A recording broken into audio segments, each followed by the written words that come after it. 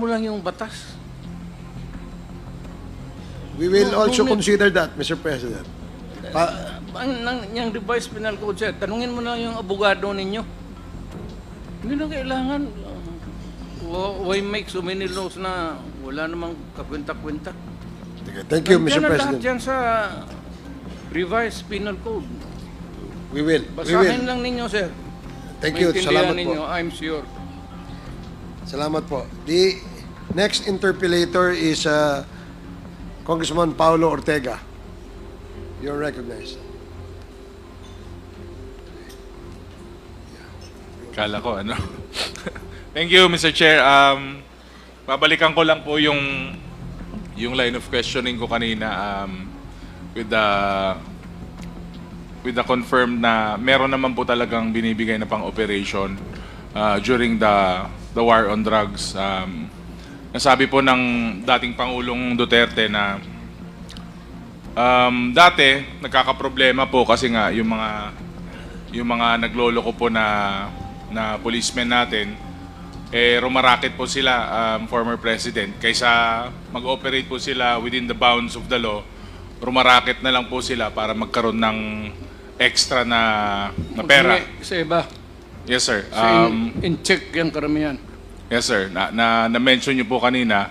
Ngayon, Mr. Chair, during my line of questioning kanina, I asked the former president na alam niya po, he was aware kung ano po yung nangyayari sa baba, and he was on top of it. Of course, he was the umbrella, and klaro po na syempre hindi niya po i-micromanage yung mga nangyayari sa baba, pero he was fully aware of what was happening.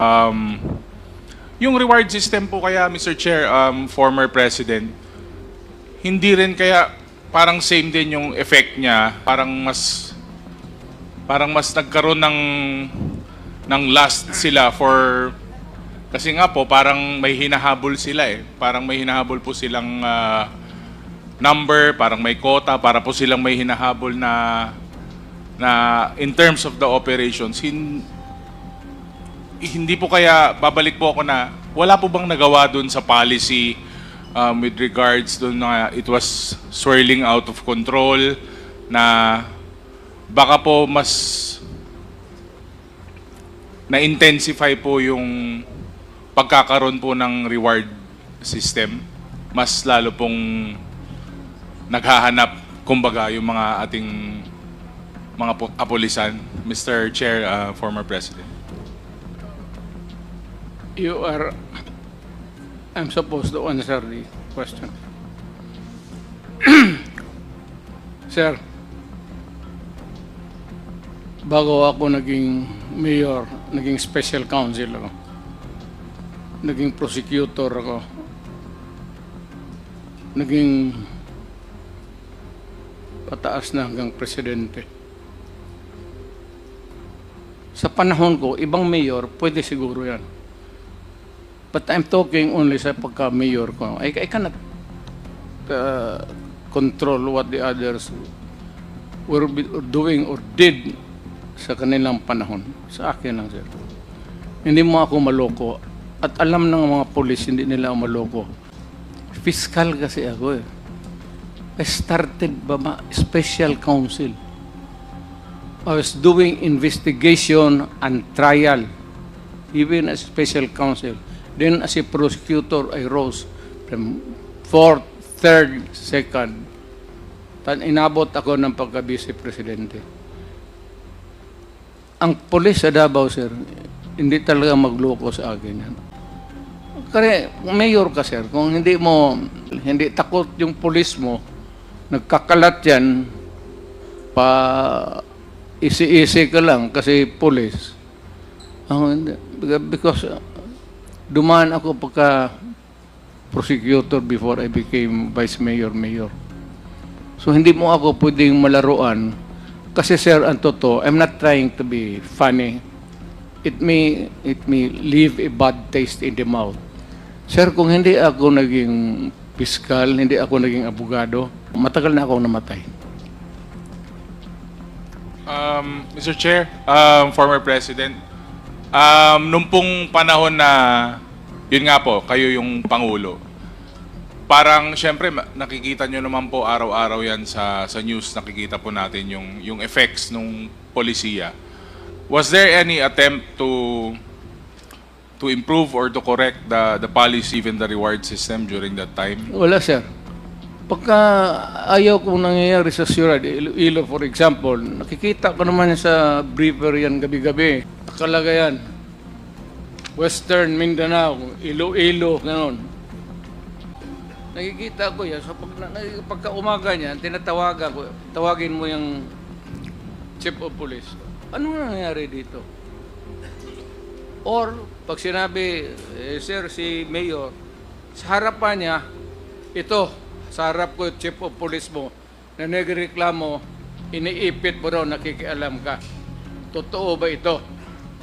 At huwag mong takutin pagkatapos, kasi anong sasabihin ng totoo, yun ang papaniwalaan ko. Paski mayor kaharap. Mayor ng Iloilo, lahat na.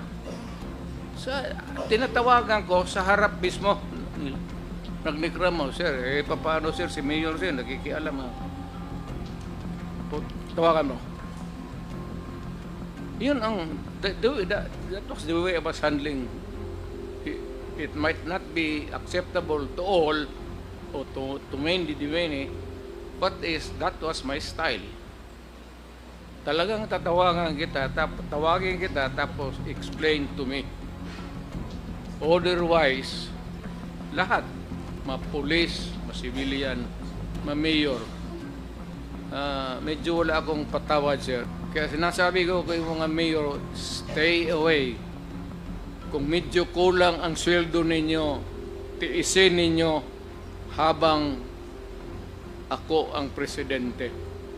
Matanong ninyo rin sa lahat ng mayors ninyo, buong Pilipinas. Pinatawag ko sa nilak ko yung kwarto. Sabi ko, magprangkahan tayo, ha? Alam ko yung style ninyo, yung takot-takutin nyo yung police. Do not give me that. Basta dito sa law and order, laro ko ito.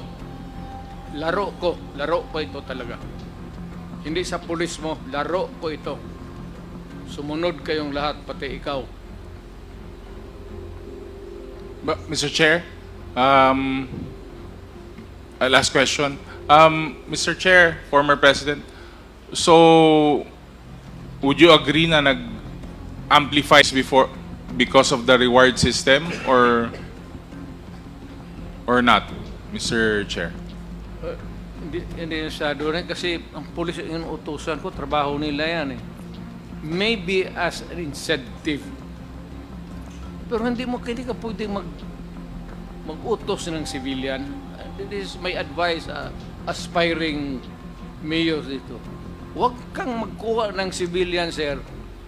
Pag in the first, pa lang, kurot ng pulis, magkakanta na yan. Huwag kang kumuha ka ng mga pulis na yung tatagal na sa serbisyo. Alam na nila, sir, kung paano. Yung matagal na 20 years na, alam na nila kung anong gusto mong mangyari sa syudad mo, sabihin mo lang sa kanila, ito ang gusto ko in terms sa law and order. Hindi mo na kailangan turuan yan. Huwag kang kumuha ng mga civilian na pipiyak yan. That's my experience. Tagal akong fiscal, matagal rin akong mayor. Na-presidente ako. So, nagkakaintindihan tayong lahat. And, Mr. Chair, former President, clear naman po, klaro naman po na there was no change in that policy. Talagang it went on until you ended your term as President. There might have been excesses. Yes, sir. Imposible wala. Binibigyan ko ng, then I work na nung sino yung presidente, yung mapresidente si Barbers, usapin ko, pardon mo na yan kasi pulis ko yan. O lower di, kasi trabaho lang yan, President Barbers. Hindi naman kanilang yan, kagustuhan. Utos lang ng mayor yan. Alam mo, pagka-utos ng mayor, ipit talaga ang pulis, kawawa. Kawawa talaga ang pulis. Kaya, magbigyan ka ng liwi. Pag napasubo ang pulis, iyo yan.